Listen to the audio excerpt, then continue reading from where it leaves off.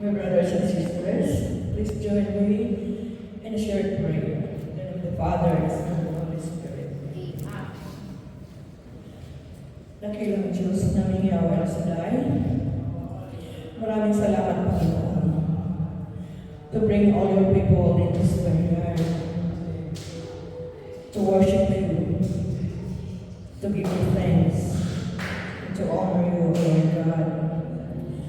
Thank you, Lord, for this very nice day and for this opportunity, O Lord God, to be in your presence.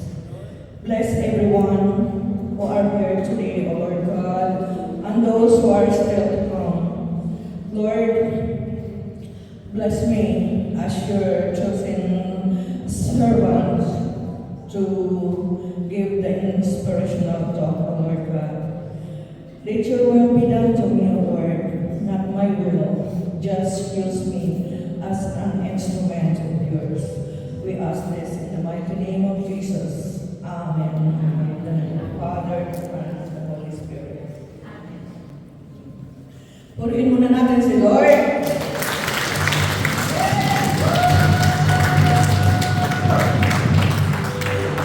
Good afternoon, my brothers and sisters. So, is there joy in your heart? Alright. Amen? Jesus Christ, masaya na siya. Umuwi na siya sa kanyang tatay. Amen? Ganun din dapat tayo dahil umuwi din tayo sa ating Panginoon. Amen? Yun and not only that, it is also World Communication Day. Lahat pa tayo ay nakipag-communicate sa ating mga kapatiran. Umpisahan na natin because this is in relation as brothers and sisters. We have to communicate to each other. Amen? So, basahin ko muna yung if you have the Bible, please open your Bible. In the Acts of the Apostles, chapter 1, verse 1 to 11. In the first book, Theophilus, I wrote about all that Jesus did and taught from the beginning until the day when he was taken up to heaven, after giving instructions through the Holy Spirit to the apostles whom he has chosen.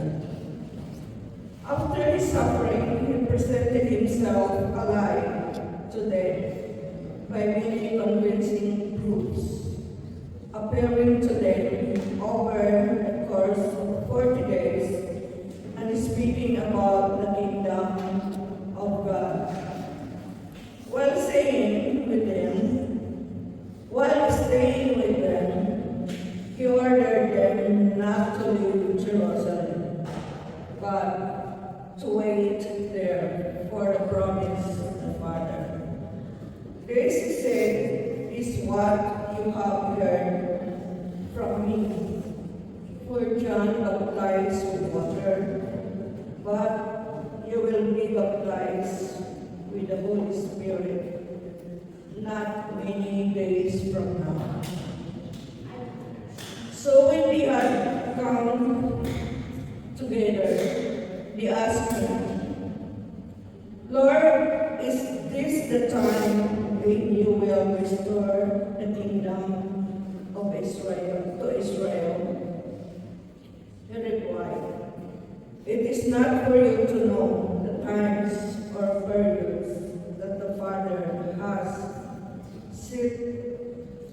set by his own authority, but you will receive power when the Holy Spirit has come upon you, and you will be my witnesses in Jerusalem, in all Judea and Samaria, and to the ends of the earth. When he had said this, as they were watching, he was lifted up, and a cloud took him out of their sight. While he was going, and they were gazing up towards heaven, suddenly 2 men in white robes stood by him. He said, "Men of Galilee, why do you stand looking up towards heaven? This Jesus, who has been taken up from you into heaven, will come in the same way as you saw him go into heaven." The word of the Lord. Thanks be to God. Purihin ulit natin.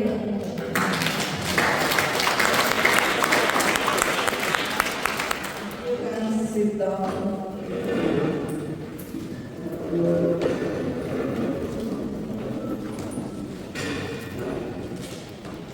So mga kapatid,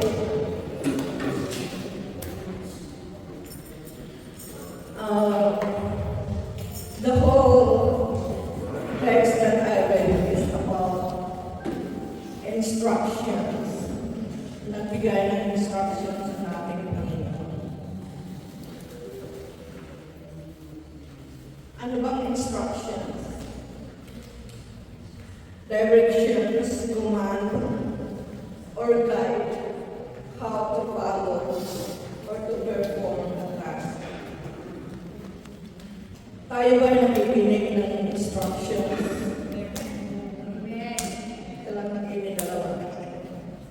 Or sa mga announcement. Pero minsan may instruction, sabi, huwag kayong maglagay ng coffee cup sa basurahan na may kape. Pero ano ginawa natin? Nabutas yung plastic. Basa yung sahig. Amen? So, we must be aware of the instructions, lalo na ngayon darating na conviction. I know there's a lot of instructions. Amen? So, sabi ni Jesus sa kanyang instructions, do not leave Jerusalem, but wait for the Father. But wait there for the Father, for the instructions or the promise of the Father. Amen? Huwag tayong umalis. Ang mga disciple noon umalis. May dalawang umalis sa Jerusalem. Pero anong ginawa? Umalik-ulit sila sa Jerusalem. Bakit? Maraming nagaganap sa Jerusalem, di ba? Too many convincing proofs na ginawa ni Jesus Christ. Napakita siya sa mga apostles, di ba? To Mary Magdalene. Maraming nagaganap. Kaya, huwag tayong umalis sa gawain ng Israel. Dahil maraming nagaganap dito sa loob ng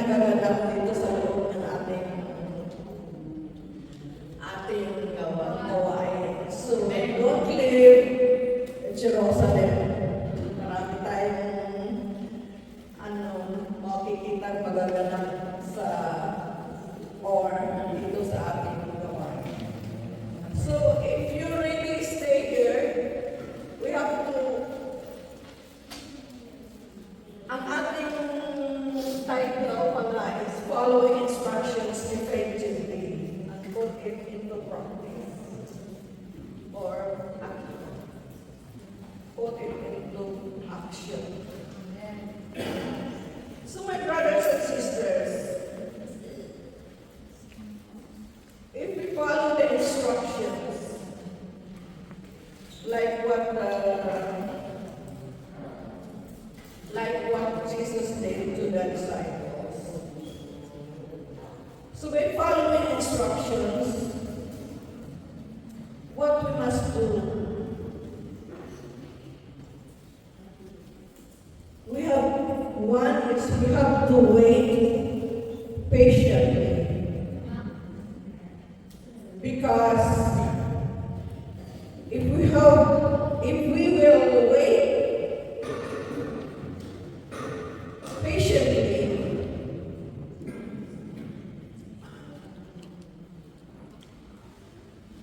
maraming blessing ang magaganap. Amen. So wait for the Lord, my brothers and sisters, and let your heart take courage. Amen.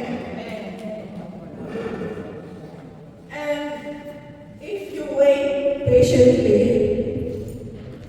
doon sa binasa ko, God will give us assurance that we will receive power and authority. Amen? Kaya dito sa gawain natin, binibigyan tayo ng power and authority ng ating Panginoon through the power of the Holy Spirit. If you remember, during the services, we are baptized by the Holy Spirit. So, if the Holy Spirit manatili sa atin, the power and authority, magkakaroon tayo. Minsan, we pray over to a certain person.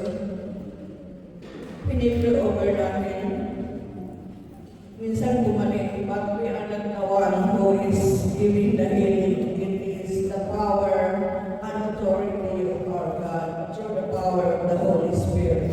Amen? So the next thing, God is giving us assurance and power and authority. Just focus. Kaya nga sinabi ko, huwag tayo nagmalis. Just focus. Because marami nang magaganap dito sa ating if you focus, see some become an IT now, and some become a gospel sharer. Kasi yun ang blessing na natatanggap natin. Hindi lang naman tayo dito nakaupo. Nakaupo lang yung iba noon, but now, ilan na yung nagiging counsel natin, ilan na yung nagiging gospel sharer. Diba? But once umalis tayo ay mawawala yung blessings natin tatanggapin. Amen?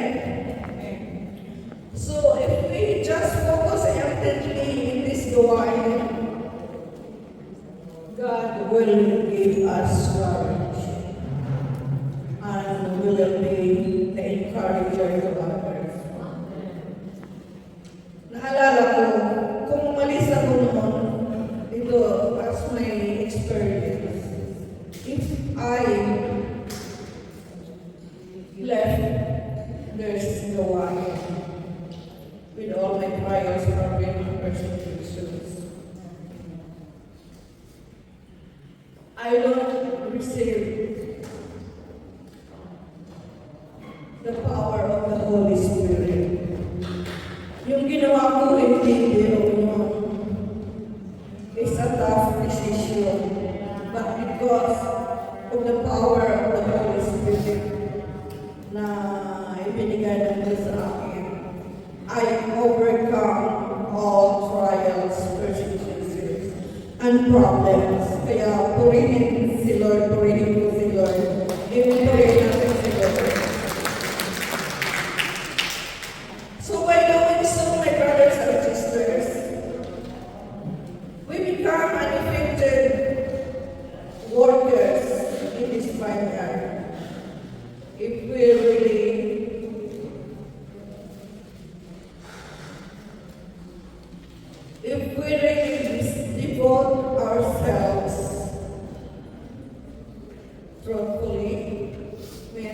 honestly